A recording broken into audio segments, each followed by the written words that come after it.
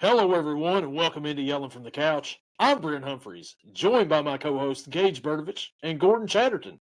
Fellas, it is the new year. We're in 2026, our first episode of the new year, and the NFL playoffs are coming up. Two of our teams are in it, and one of us are in it. Yeah, not. Guys, how we doing? Doing good. My heart might still be missing some beats after last night and watching that Steeler game, but we're just delaying the inevitable at this time. Monday night next week, we're just going to be on the couch as well, so I'm not expecting big things. At least you're there, though. Gordon, how you doing, man? I'm doing good that the playoffs have started. Hopefully, I never have to see Clayton name that tune again, because that was just bad. I mean, for someone who's a fan of the team and likes to watch them regardless, I tuned out a couple times. And that was not a pun. That was exactly what I did. I grabbed my tablet and was playing games while the game was on because there was no sense in watching. Couldn't throw the ball. We got running towards the end of the game, but what good did that do when you're down 13-0? Hey, but we didn't get shut out. McManus kicked a 50-yard field goal at the end of the game to give us 3 points. So we did get shut out. Woo! Hey, little victories, you got to take them when you get them, when you got that sorry lineup out there. Yeah. I'll tell you what, though, you could have outgained the Browns by a whole bunch of yards. Just completely dominate them on offense and still lose to them by a field goal at the end of the game. I can't tell you how that happened. 2 defensive touchdowns for the Browns. You know what, though? It helped me a little bit because in my DraftKings account, I put Chase Brown on an anytime touchdown, and that hit. And then I put the Browns defense on an anytime touchdown, and that hit. So we're sitting pretty on that aspect. Now, should have took it for 2+ because apparently they were just all over that. I had flashbacks to the Vikings game after that second touchdown. I'm like, you've got to be kidding me right now. This is not happening again at the end of the season. Doesn't feel good to lose to the Browns, does it? It's not, especially when you outgain them triple. You tripled their yardage just about out there, and it was not good. But not a good ending for the season. You had all your receivers. Well, and tight ends. Yeah, that's not the issue, though. That's not the issue. Myles Garrett breaks the sack record, by the way. Whatever to Myles Garrett. Michael Strahan's like, he did it in 17 games. I did it in 16. Well, TJ Watt did it in 15, Michael. So now what? Now wait. Myles Garrett did it in less snaps than both of them. Yeah. Depends on how you really want to look at it at this point. Either way, you just don't want to line up opposite of that guy right there. No. It's not a good day. Well, it's a good thing he plays for the Browns because you don't have to meet him in the playoffs. You just worry about him for them 17 weeks. And didn't he say last year that he wanted to go play for a Super Bowl contender and re-sign with the Browns? What happened there? It wasn't about the money. I think it was that big contract. He said he wanted to, then they pull out that contract, and then his Cards did a hard right back to Cleveland. It is something to look forward, though, for the Browns next year. TJ Watt, after he tied Strahan's record, his season after was the season he was hurt and only ended with 5.5 sacks. Strahan's season, after he had the sack record, his next season was 11 sacks. So we can just guarantee a down year for Myles Garrett next year. Be something to look forward to right there. He's on the Browns, so he's going to have a down season one way or another, whether it's personal or team-wise. So that's about a guarantee with him there. Well, actually, if his team only wins 9 games, it's a up season. Yeah, that's thinking they're going to get to 9 games to win. Anyways, the only game of the weekend of ours that actually mattered was the final Sunday night game, and that is the Pittsburgh Steelers defeating the Baltimore Ravens. What's up, dude? 26-24. Haven't heard a peep out of that dude anytime, recently. Gage, you said your heart's still pumping a little bit from that game, the adrenaline, everything. What a game that was. The NFL, people were complaining that maybe the 1 seed should be the final game of the weekend. They made the right call for sure with these two rivals, AFC North crown on the line. And it lived up to the hype. It definitely did. And, you watch the first half and it ends 10-3. You're like, oh, man, first off, okay, 2 seconds left in the half. What are we doing? I agree with going for it. On the 1-yard line, you just drew a pass interference call. I'm with you. You have one play. What I don't agree with is the play call. If you're going to do, motion Jonnu out, you have one blocker on the left-hand side. There are 3 defenders over there. Yeah. Kenneth Gainwell is good at making one person miss. Two's asking a lot out of a guy who I don't even think is 6 foot tall. So that's all I'm saying. Maybe you do the brotherly shove and others, I think they're calling it now. Put Cam Hayward in there behind Connor and push him. Or maybe just take the 3 and say, you know what, points are premium in this game. I don't know. I'm with you there. I agree with going for it at the 1 to try to tie the game up. I'm with you too. I don't agree with the play call. As soon as Jonnu motions over to the right, Rodgers or somebody's got to audible to something else at that point in time. Because, like you said, 3 defenders over there, 1 guy blocking, Gainwell's another guy that believes there's a guy free out there. You only had 1 yard to go, and he catches him back at like the 5. Like, they smelt that out pretty easily. But I like the decision to go for it, just don't like the play call, and I blame that on Arthur Smith. So I'm with you on that, Gage. Let's get on that bash Arthur Smith bandwagon. Some of them play calls. You know what? I'm all for it. I'm also all for getting rid of whatever technical malfunctions was going on in Rodgers' helmet last night that caused him to burn 2 timeouts on, 2nd and 3rd and goal with, I don't even know how much time left, 6 minutes maybe, 8 minutes, I don't know. But you could tell Rodgers was not happy at all by that. And frankly, I don't blame him. But for a 10-3 score at halftime to turn into 26-24 with one of the most probably exciting and infuriating last 5 minutes of a game, heck, 3 minutes of a game, because I think they scored the go-ahead with 2:20 to go. It was, or maybe even in the 2-minute warning. Yeah, because then the field goal, boink, 55 seconds. Yeah, so under a minute.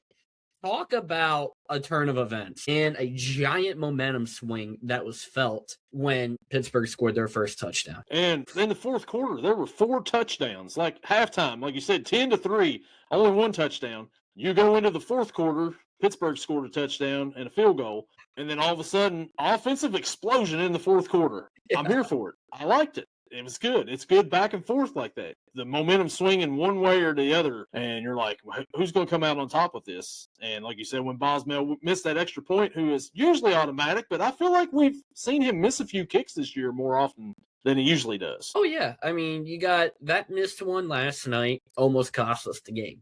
He had a miss against Cleveland that took 3 points off the board. Excuse me. And then if they would have, drove down to the end there, been able to take another 3, who knows what the turnabout would have been. So you might have won against Cleveland. He's missed a couple other kicks this year that's like, okay, you started out the season really good, and in the back half, you've kind of laid off a little bit. Like, what's going on here? Are you hurt? Are you just tired? What's going on? Yeah. But is our home. I'm sorry, Gordon, what was that? I said I think he needs better shoes. Most of his misses are in Pittsburgh. We talked about that awful field and that turf there for Pittsburgh. Yeah. Does Aaron Rodgers and Jonnu Smith just hate each other? I'm thinking so. If you're talking about a specific play, I'm pretty sure I know which one it is, where Rodgers goes play action to his left. Jonnu's right there. Wide open, probably 8 yards, 10 yards of running room, easy first down. And Rodgers is like, nope. Connor Hayward, here we go. No, I think the one Brent's talking about was the one where he actually targeted him and he did a pump fake, like hesitate, like I don't want to throw to you, and then threw it anyways. But Jonnu stopped, slowed down a second, and then sped up. Rodgers threw it where he was supposed to be, where he wanted him to go, but he kept it flat instead of going upfield. Oh, yeah. Here's where me and Gordon kind of disagree, and that's fine. We can all disagree. I believe, going to the side on this right here, he was in the right routes. He was still going that way. Like, he never did cut upfield or nothing. He was going to the sideline, and Rodgers just overthrew that ball there because he thought he was going to go upfield, I'm assuming. But Jonnu, I guess, was like, I'm going sideline over here.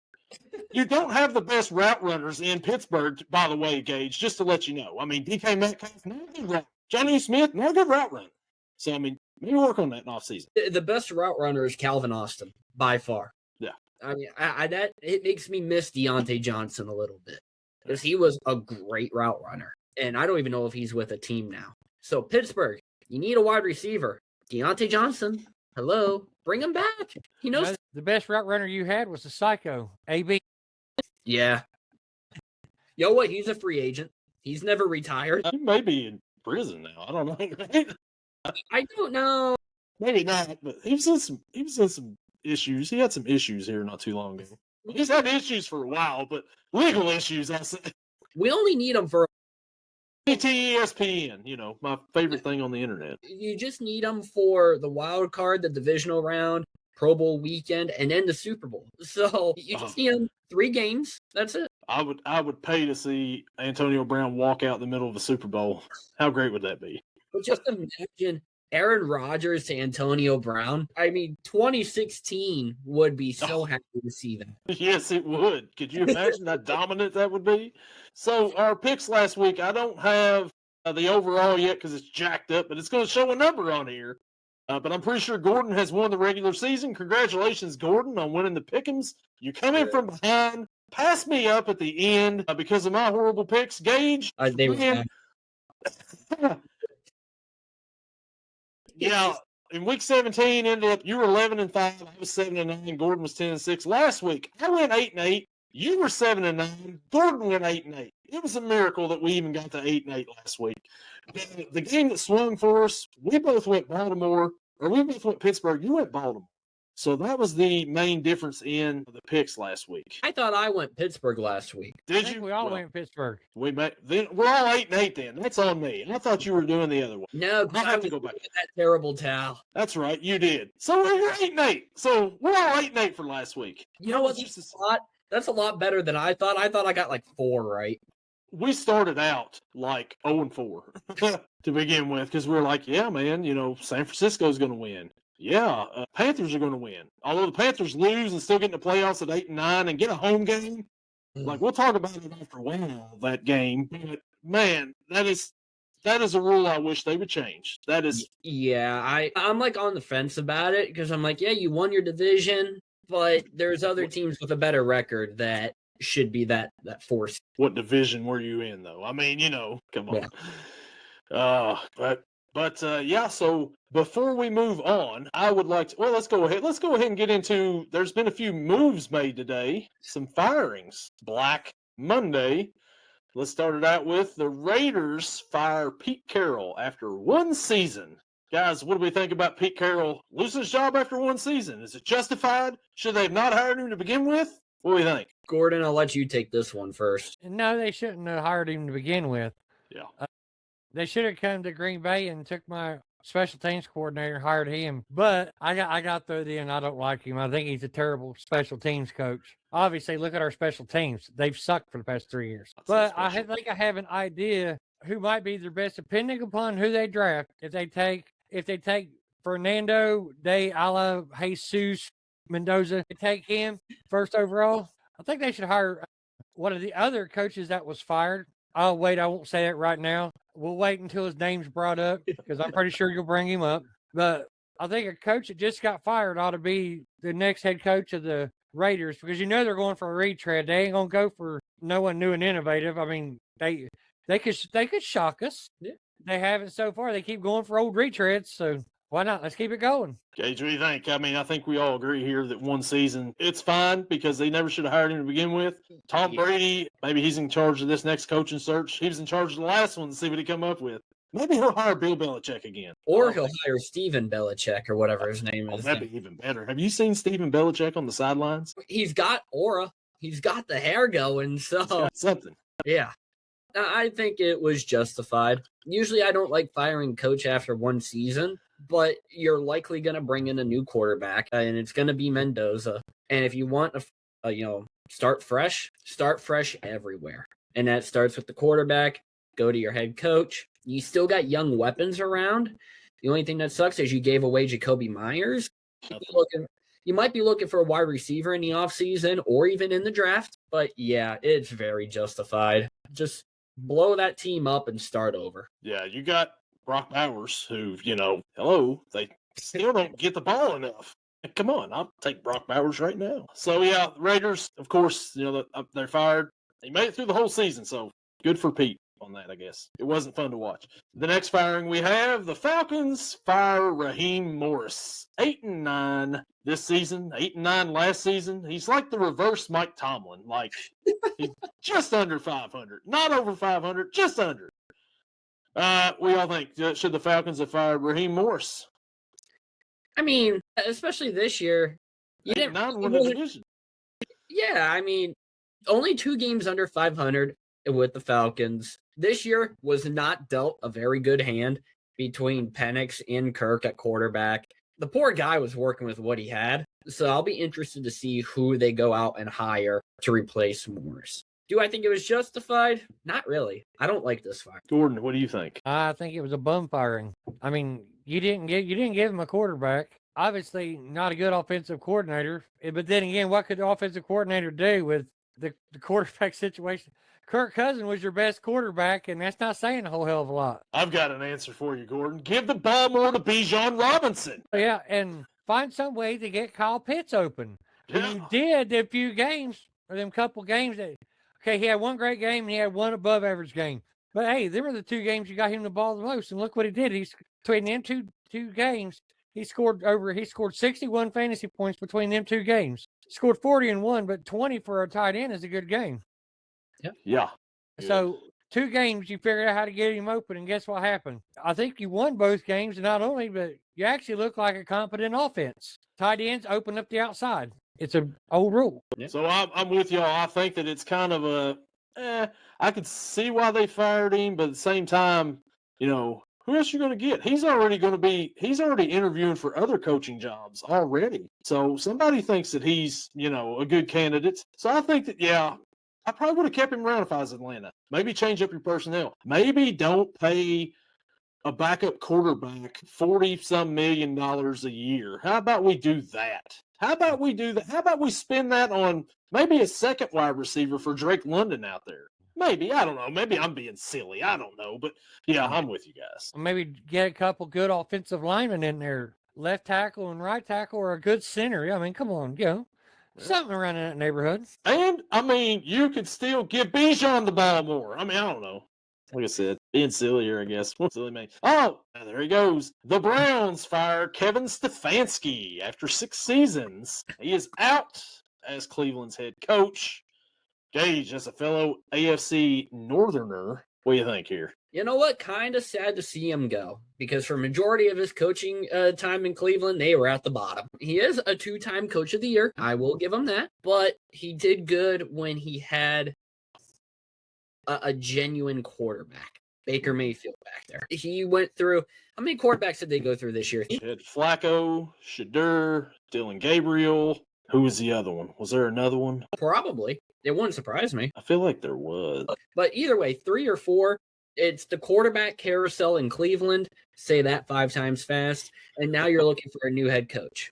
Shador Sanders and Dylan Gabriel, they were taught a lot under Stefanski this year. And now it's like, we got to learn probably a whole new system now with whatever head coach they bring in. And are they going to go a new offensive coordinator, a new defensive coordinator? That remains to be seen with whoever they bring in. I'm sad to see him go. Is it warranted? I'd say so. There's a lot of things warranted from Cleveland, and this is just the start. Gordon, you agree with this? I think it was warranted, because I think most of the Shador problem was mainly by him.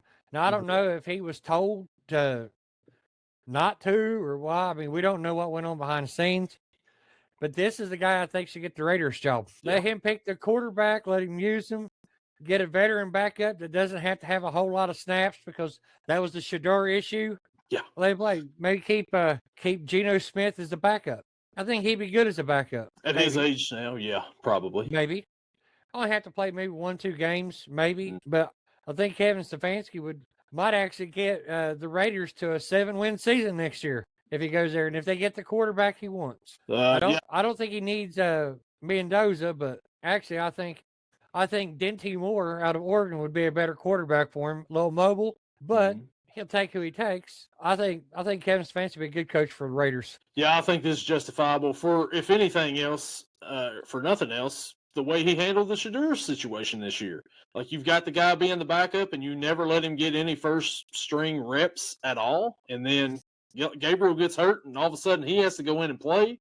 And when he come in and played the first game, there were some problems. He had some issues. The next game, he played pretty well. So, once he got those reps, maybe if he had them reps that whole time, this whole thing would be a whole lot different. But, Stefanski, I think he's going to be a better fit at a different place, probably maybe Oakland, Vegas, maybe Oakland. Maybe he goes to Oakland. I don't know. But Vegas, or Tennessee, somewhere else. I don't know. But We'll see how that goes, but I'm with you. I think it's justifiable, and I think this next one also is justifiable. Cardinals fired Jonathan Gannon. Guys, this was just fun to watch offensively for most of the season once Jacoby come in, but man, not a good year for the Cardinals, and I think this is a justifiable firing here. Gordon, what do you think? I think that was a justifiable fire. As far as Jonathan Gannon, I think the best place he could go to is a group of 5 schools. Go back down to college, stay away from the pros, because I think anything he's come in contact with in the pros has not been very good.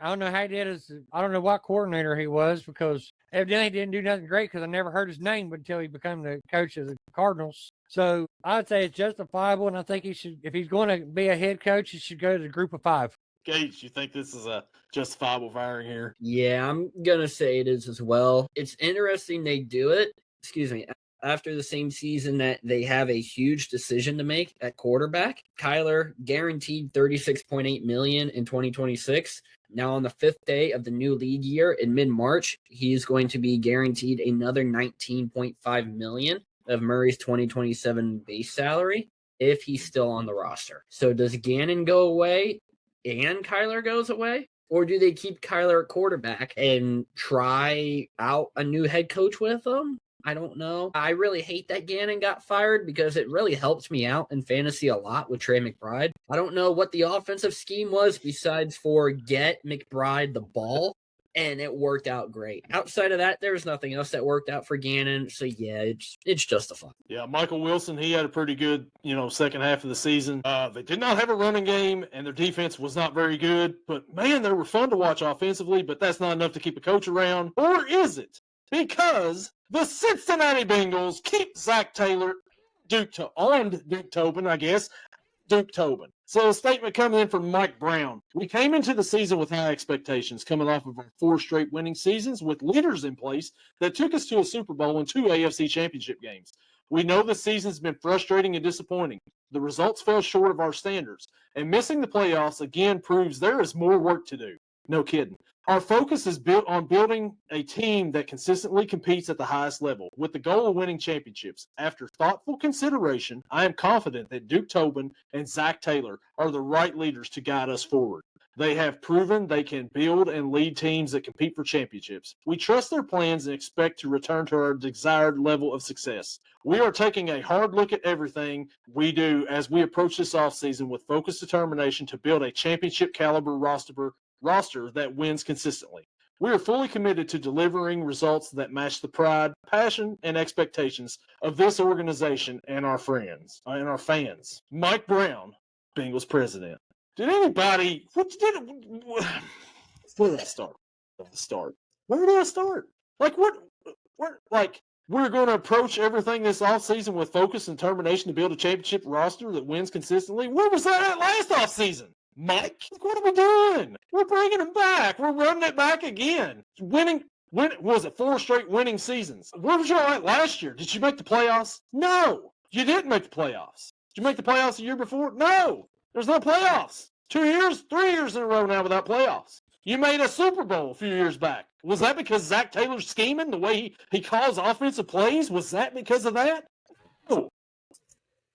It was Joe Burrow, Jamar Chase, T. Higgins. They carried that team. And Zach Taylor's piggybacking on that. And Mike Brown is too cheap to realize, oh, you know what, maybe we do need to fire this guy. Unbelievable. It is unbelievable that the Bengals, once again, take the easy way out. He's already here. He's had success. What? Success? 6-11? That's success? After a 9-8 season? That's success? After a 10-7 season that you didn't make the playoffs? That's success? You didn't make the playoffs in 3 years. What are we doing? Why? Why are we running it back? Somebody tell me. Give me Mike Brown, whisper in my ear, tell me why this is going to work. This is not. We're not a serious franchise if we keep smiling Zach Taylor over here. I was complaining yesterday after the game that they stopped the game to celebrate Myles Garrett's sack record. Yeah, well, guess what, Zach? They also stopped the game when LeBron passed, who was it, Kareem Abdul-Jabbar. They also stopped the game when Michael Strahan passed, he passed. These records that get broken, they stop the games to let them celebrate. Who cares? You're like, hey, we're messing up our offensive foot. Yeah, okay, you really messed up your offense. Let me get the sack and begin with, and you can't celebrate. Let's talk about that all around. Let's go out, let's sign Jamal Stewart. Let's draft him in the first round. For talent. Makes me want to puke. Guys, got any thoughts on this? The only thing that got me was his line after the game says, We're playing for our lives out there, and they stopped the game. Your football lives was over 6 weeks ago. Playing for our lives. How about you play for your lives 3 weeks ago when you got blanked by the Baltimore Ravens when you still had a shot at the playoffs? How about you play for your lives then? Saying it for my life. Gotta be kidding me. Maybe they should have traded for Joe Flacco a week earlier. They might have got a win. Maybe Zach Taylor shouldn't have been such a, I don't know. The defense was horrible. He fired Lou Anarumo because obviously that was the problem, right? He goes to Indy and had a decent season until everybody gets hurt. Until every other team realized if you take Jonathan Stewart out, Daniel Jones ain't worth a shit. I don't know, guys, but why don't you tell us how you really? You know what? I wrote a eulogy for the 2025 Cincinnati Bengals season. I think my little rant there is probably enough. Talking about the Bengals, we spent too much time on them. Who cares anymore? Doesn't. But I need to get my Louisville Kings hats out. That's what I need to do. UFL season's on the way, baby. Let's go. I got to start reading up on them because I don't know much about UFL. I don't read it, but guess what? There's a team in Louisville now. There's a team in Columbus. We're going to do it. So, guys, John Harbaugh's still coaching Baltimore. If that's a surprise to anybody. For now. Not really. Yeah, for now. You guys think he gets canned or? I think he should get canned. I don't think he will, but I think he should. Yeah, I don't think he will. Somebody was saying he's going to get fired and go out and coach with his brother Jim for a year, and then he's going to be the next Mike Vrabel. No. What? No. Mike Vrabel? What are you talking about? Anyways, who was the other coach? Here's a shocker. Guys, Mike McDaniel's still employed. Congratulations. We got him fired in week 5, and he's still here at week 18, after week 18, into the playoffs. Black Monday's come and gone, and he's still around somehow. Well, the Dolphins did come alive there for a while. They was playing good. Then they started playing like hot garbage again, but you know. And then they lost to Pittsburgh, and they were like, you know what, Tua, you are the emergency quarterback now. It's funny. They lost to Pittsburgh. Then they played the Bengals, and the Bengals destroyed them. And then they go and beat Tampa Bay when they done quit. Tampa Bay's still fighting for a playoff spot. And then they get blown out by New England yesterday. But hey. Yeah, it is what it is. Yeah, so that's going to take us now. Guys, we've got 6 games this week. The playoffs start. Wildcard round. Here we go. One of the best times of the year. We start out Saturday. This is usually the Houston Texans spot, right? But they're playing Pittsburgh, and I think Pittsburgh kind of, gets them out of this 425 spot on Saturday afternoon playoffs for the first time ever, I think. So the LA Rams travel to Carolina to face the Carolina Panthers at 4:30 on Fox. The Rams are a 10.5-point favorite. Gage, what do you think here? These teams have already played once this year. I was going to bring that up. They met once earlier, and I believe it was the Panthers that came away with the win. So it's kind of intriguing. The Rams hopefully gets, it's not 100%, but hopefully get Devontae Adams back. Oh, man. But I can't go with the Panthers just because they don't deserve to be here. I mean, you finished 8-9 and you needed help in another game to get you in. I'm going to roll with the Rams. I'm going to take the Panthers to cover, though. I think it's going to be a good game. Gordon, Panthers are at home. What do you think? Yeah, well, I was kind of going along the same line Gage was. I said Adams should be back. That's what the note I had written down beside it. I've got the Rams. And no, I don't think they're going to cover either. I think it's going to be a field goal at the end that wins it for the Rams. Come from behind field goal. They're going to win by 2. Okay. Win by 2 points. Rams. With Adams back, there's just too many weapons. There's no excuse for them losing. None. If they stop the run, they stop the Rams. Yeah, McMillan is a good receiver. But if you stop the run, there's no play action. Bryce Young can't see over that defensive line. He's what, 3'4", something like that? Give or take. Give or take a couple inches. Yeah, so yeah. I don't think he can see over them offensive line or defensive linemen. So give me the Rams, but not a cover. 2-point win, last minute. Speaking of McMillan, did he not get screwed on that offensive pass interference last week against the Tampa Bay Bucks? Well, he got smoked bad. Yeah. Anyway, so the Rams, they come in here, like you guys said, Devontae should be back. Even if Devontae's not back, I don't see where they go in here to Carolina. They kind of took them a little bit lightly last time they went in there. I don't think it's going to happen this time. The Panthers, you talk about a team just backing your way into the playoffs. It's the Carolina Panthers, like completely backing your way in. You lose on Saturday, and then you have to have help from Falcons to get into the playoffs, and they took care of business for you. So you're here, and you get a home game as an 8-9 record. You host a home game in the playoffs against a 12-5 LA Rams team. I'm going to go with the Rams on this one. I think that the Rams win this one, and I think that they actually don't cover, but they win by double digits. I think they win by about 10 because I don't think this is even going to be as close as it was the first time these two teams played. Rams are out for revenge on this one. And not to mention, it's hard to beat the same team twice in one season. Yes, it is. Even if it is at your place both times. But, yeah. And speaking of beating a team twice in one season, Gordon, here we go. Starting out Saturday, the Packers and the Bears at 8 p.m. on Prime Video. Chicago is a 1.5 point favorite. Gage, I'm going to let you go first, then I'm going to go, and then we'll leave it to you, Gordon. And talk about a game where anything can happen. Yeah, right now you look at it, it's like the Packers, they have not been playing well recently. And the Bears, they've been stumbling a little bit, but they've been playing a lot better. But anything can happen. I just had to look up Jordan Love will start versus the Bears, so at least you have him back. You don't have to worry about Mr. Name That Tune out there playing. This is going to be a good game, man. You know what? For the sake of the pod, we're going to roll with the Packers. We're going to go with the road dog, Jesse James. Give me Green Bay in this one, and they cover, obviously. Still in my thunder here. So the Packers haven't played well since Micah Parsons has went out defensively. That is really where their troubles have started for the defensive wise. Offensively, Malik Willis, he come in backup duty, played pretty good, and then he gets hurt. And then we end up with cartoon, name that tune, give me a tune, whatever. And then things just don't look good for the Packers. On the other hand, the Bears, like you said, they've played pretty good down the stretch here. They didn't play well last Sunday. They played all their guys against the Lions, and the Lions beat them. These two teams put on a very entertaining game in Week 16. Overtime, that game was in Chicago. Chicago won by a touchdown. Gordon, my pick for this one. I'm going to roll with the Rams. Jesse James, once again, give me the Packers to win this game here because the Bears can't beat the Packers twice in a row. When's the last time that happened? The 80s? Come on. What do you think, Gordon? Well, they did. Regular season, they split. Packers won the first roundup, and Bears won the second one. I'm saying twice in a row. Yeah, they haven't beat them 2 times in a row since, what, the 80s? Been a while. Oh, yeah, it's been a while. I don't think Jay Cutler did it. Yeah, even last year, the only NFC North win was against the Bears, and we split with them, but we lost both meetings against Detroit and both meetings against Minnesota 2 years ago. And we still made the playoffs, but we got knocked out pretty quick. No, I think I like this version than the alternative. I think I liked it better. If Philadelphia would have won, then Philadelphia would have been a 2, and we would have met Philadelphia in the playoffs, and I would much rather play Chicago than Philadelphia. No, because Philadelphia is hard to beat at home, especially in the playoffs. And not to mention, they rest Saquon. And Hurts, all them guys. And Hurts. And the only one that was playing as normally a starter was Slim Reaper. On defense, Brandon Graham. Yeah.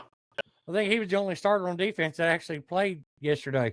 That's probably because he didn't play a full season. Probably. He tried to get more in football shape. Obviously, I'm taking the Packers. I won't go against them, especially not against the Chicago Pukes. Chicago ball suckers, yeah.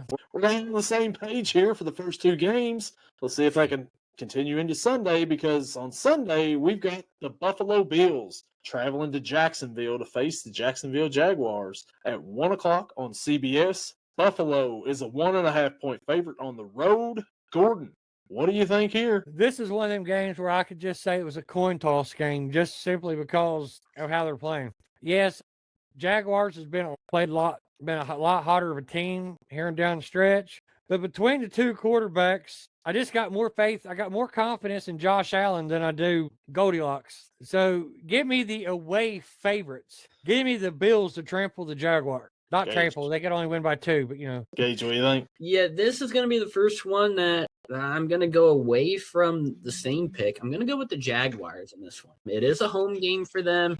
They've been playing really well. And I just don't trust Josh Allen to just not choke a playoff game. Usually it happens later on in the playoffs, but it happens. And this weekend, it's going to happen early on. Give me Jacksonville, and they're the underdog again. Yeah, so Buffalo, this is like Josh Allen's best chance, everybody's saying, to go out and win a Super Bowl. You don't have to worry about Patrick Mahomes over there. You don't have to worry about Lamar. You don't have to worry about Burrow.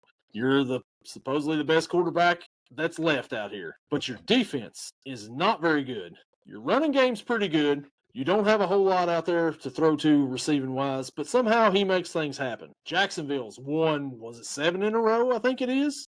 Something like that. They're on a roll right now. 13 wins. They're 13-4. They were 4-13 last year. Liam Cohen has got some stuff figured out for Jacksonville. They've been crushing teams.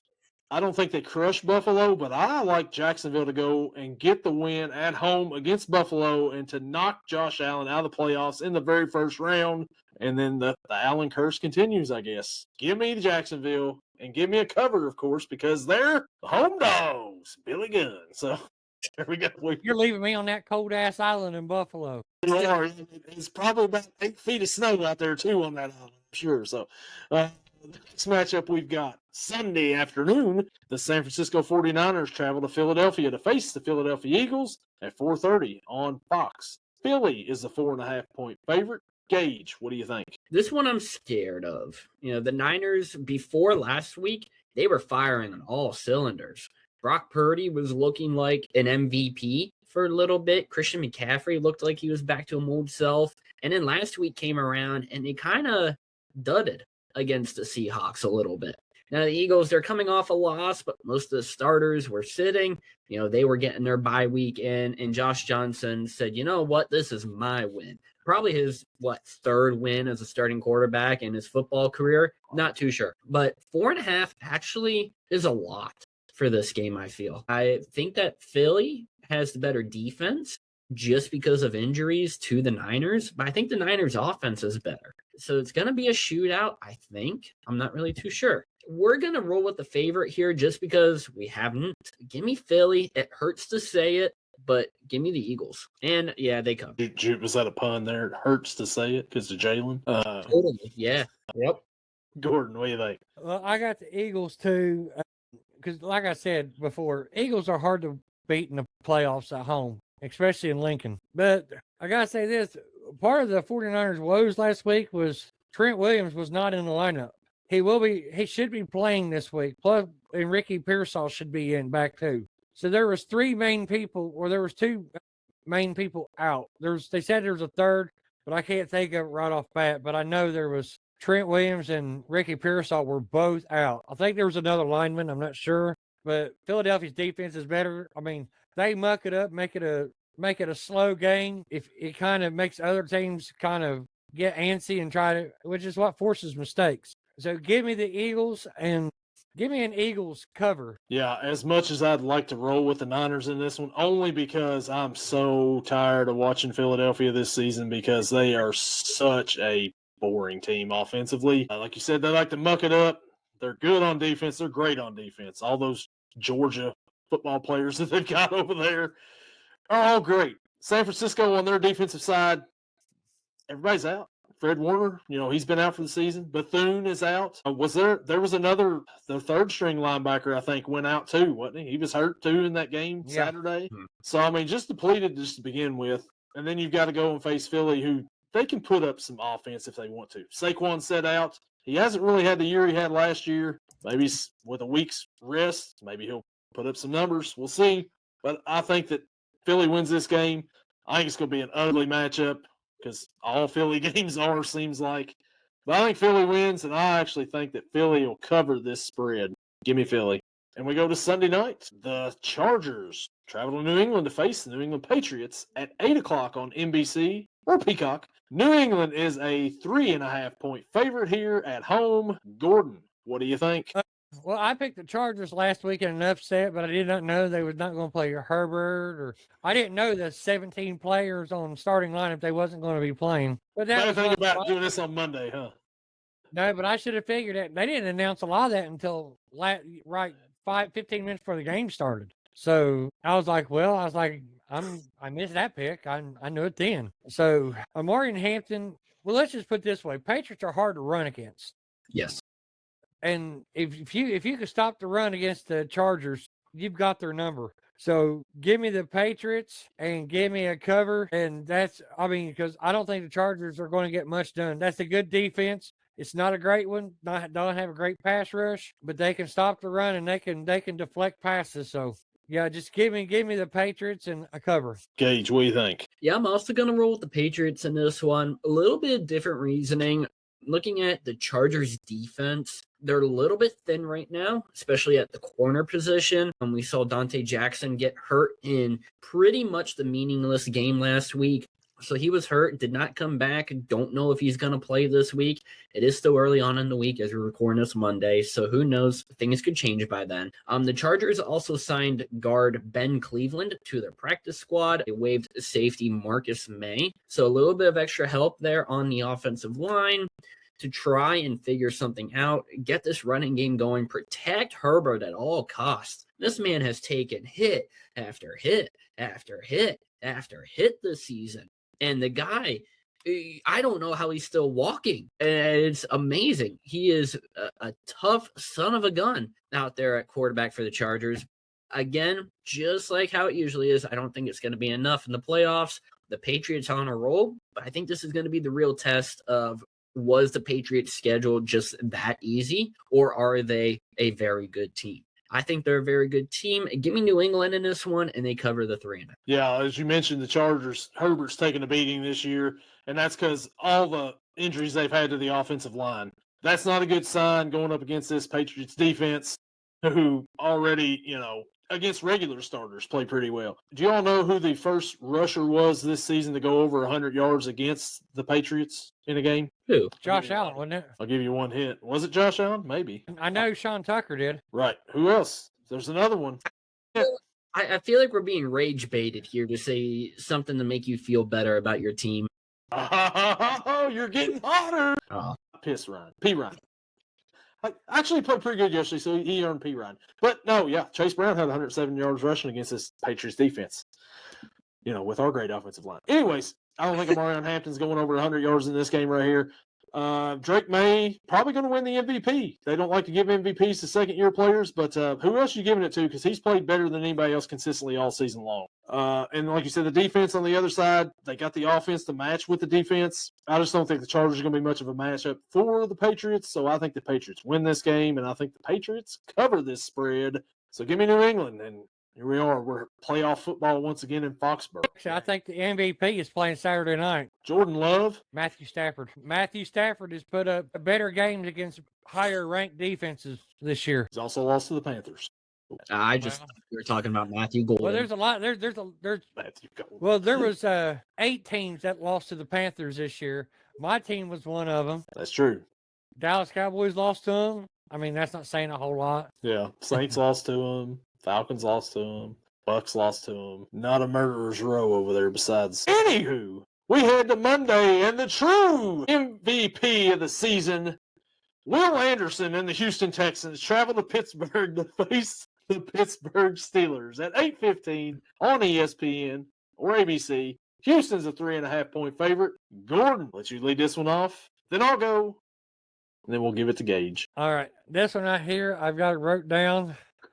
And my note is a different animal. And I'm not talking about offense. I'm talking about defense. Houston, Texas defense is a different animal altogether. I mean, they can rush with they can generate just as much pass rush with 3 rushers as Baltimore did last night with 6. Will Anderson can beat a double team. I mean, I think 3 of their defensive linemen can beat double teams by themselves. Rodgers is not that fast, and I love Rodgers. I mean, he was my quarterback for 15 years. I love Rodgers, but he's not going to be able to get.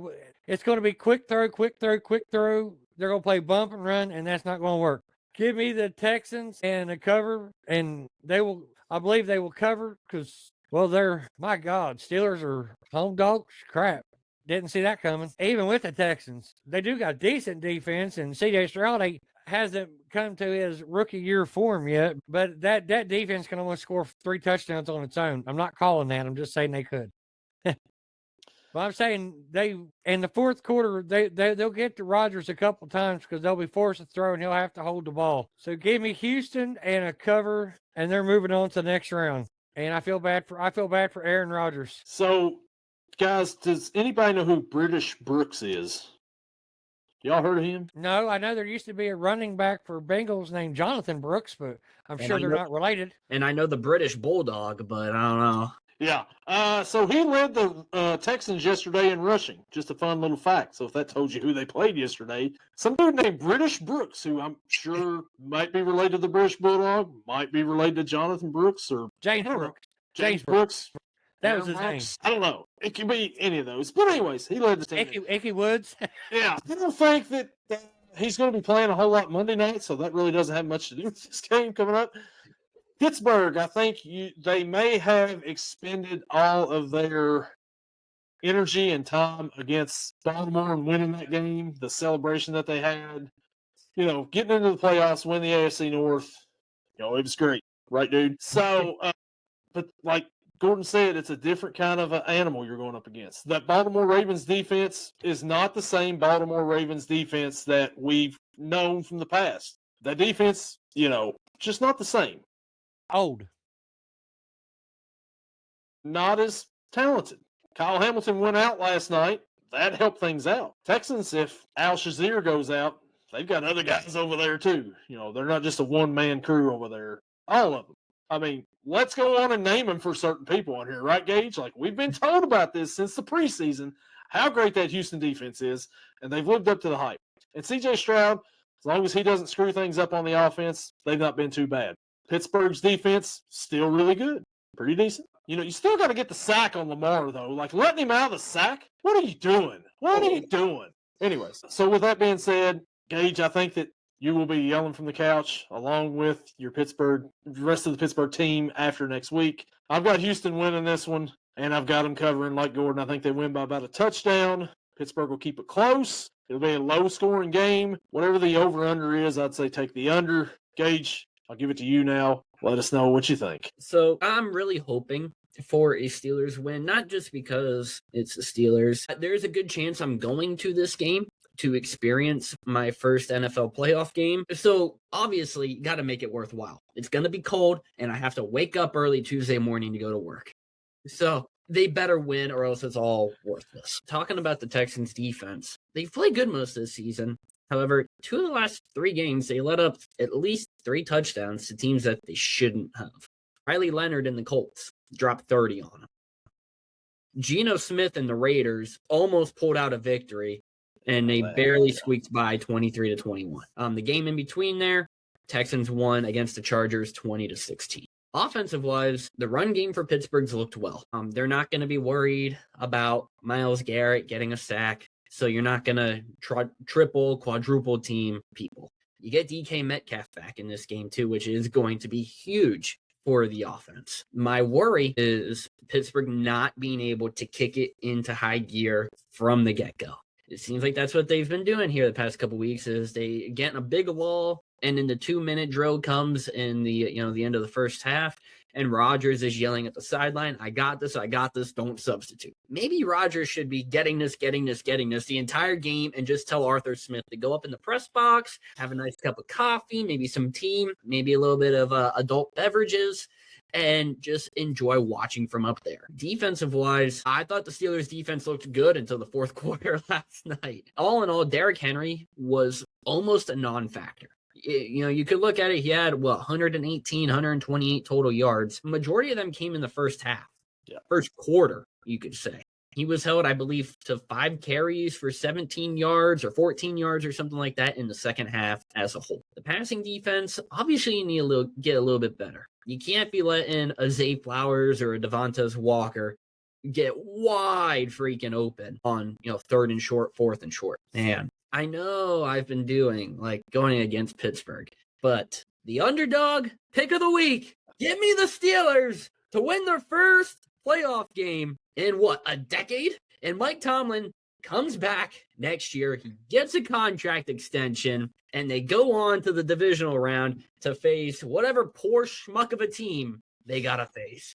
Give me Pittsburgh. They're the underdogs. It's in Pittsburgh. Here we go. And there we go with our picks for the week. Gage, if Pittsburgh wins next week, I will give you credit for it on our records next time. So I won't mess that up. And the buys this week, the number 1 overall seed in the AFC, the Denver Broncos, and the number 1 overall seed in the NFC, the Seattle Seahawks, are your buy teams. Yeah, the Elways and the Yard Chickens. And also, Gage, you mentioned maybe having to get up early next Tuesday. You're going to be kind of tired a little bit. May I suggest going to w.gg and using our promo code YELLING and saving 10% at checkout. Use our link in the description if the guy puts it in there. So just check it out. You can find all kinds of flavors there. They've got all kinds there. Chainsaw Man, they've got a collaboration with them. All the good stuff there, Gage. So if you feel like you're going to be a little groggy, go to w.gg and use our promo code YELLING. Luckily, I have Mike Tomlin's face is right in the way. I have mine right here. It's almost empty. It may be the second one of the day. Not saying it is, but it may be the second one of the day. And I think the next one I'm going to get is going to be one of the anime collaborations. I'm not too sure which one yet, but I'm intrigued on trying them. I'm still leaning against Grandpa's Denture Water. Now, I know you say it's good, but man. Gotta do it, man. It's great. I'm just scared. And if you don't want to watch us on YouTube, there's a QR code here that will take you to iHeartRadio. And you can get on that podcast there. Check us out through iHeart. Just scan the QR code. Where's the QR code? It's up in the corner on mine. It's not on yours. Nope. Well, it's showing on mine, so hopefully that's in the thing. And if not, I just look like a complete idiot. Whatever. Go to one of our previous podcasts. It'll send you there.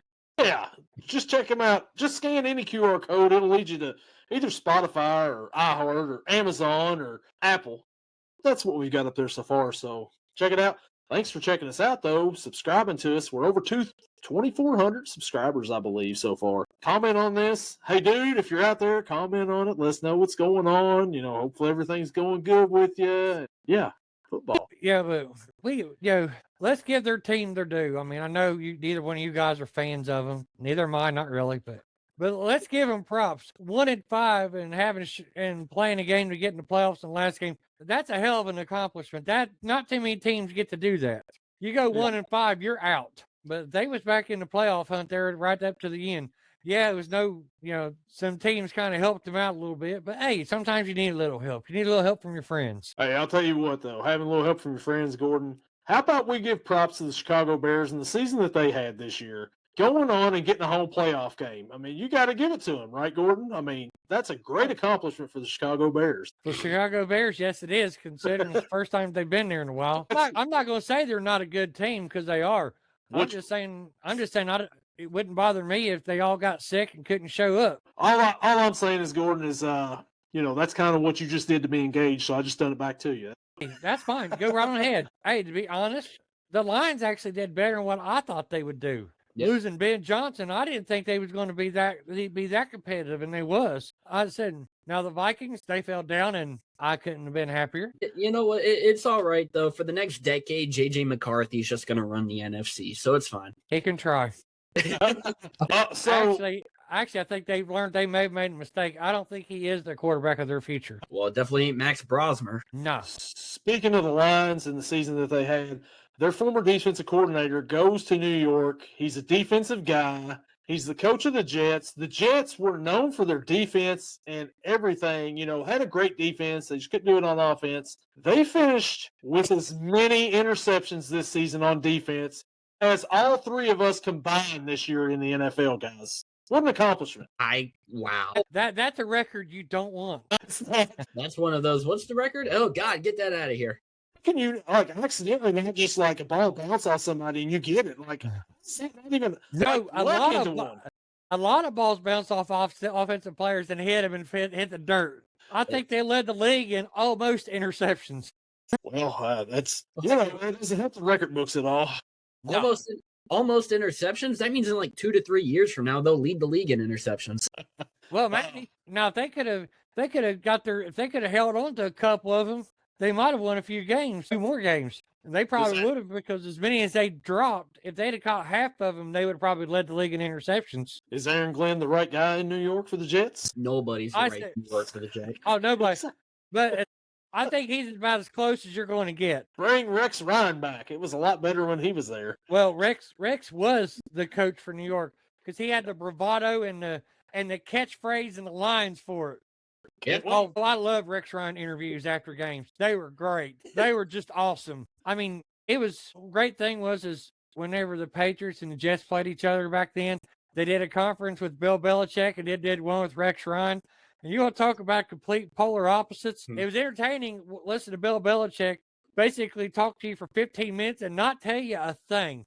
And then come over to Rex Ryan, have him talk for 5 minutes and pretty much tell you everything that just happened in the game without saying it. Yeah. I'll be interested what they do at quarterback next year. There was a rumor they're going to cut him.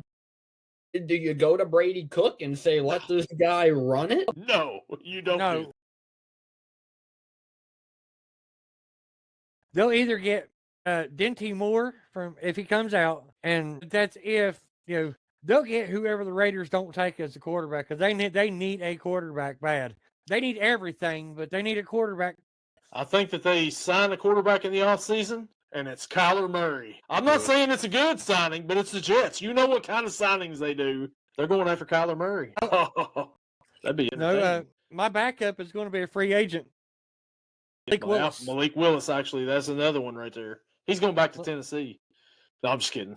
He's too good to go to the Jets. He's too good to go to the Jets. They'll ruin him. They will ruin him. Well, guys, you got anything else to add on to this wild card edition of the Pick'ems? Oh, no, I think we've said quite enough. I've actually controlled my language this game. I didn't go off in a FU and what a bunch of B's, and I didn't go through none of that stuff. I was just Gordon on his best behavior, and Gage out here acting all wild and stuff. But hey, you won't hear that part. You know what though? Check in next week when Gordon may or may not be going on a rampage, depending on how the Packers do. Hey, look, right now 2 of our teams are in the playoffs. After next week, we may all just be like, you know what? Whatever. We're rooting against teams at this point in time. Can the Super Bowl end in a tie? No. We'll win the first one this year. No. Play until everyone is dead. There we go. There we go. So that'll do it for us here this week, and we'll catch you guys next week when we do the divisional round pick'ems. Later. See you later.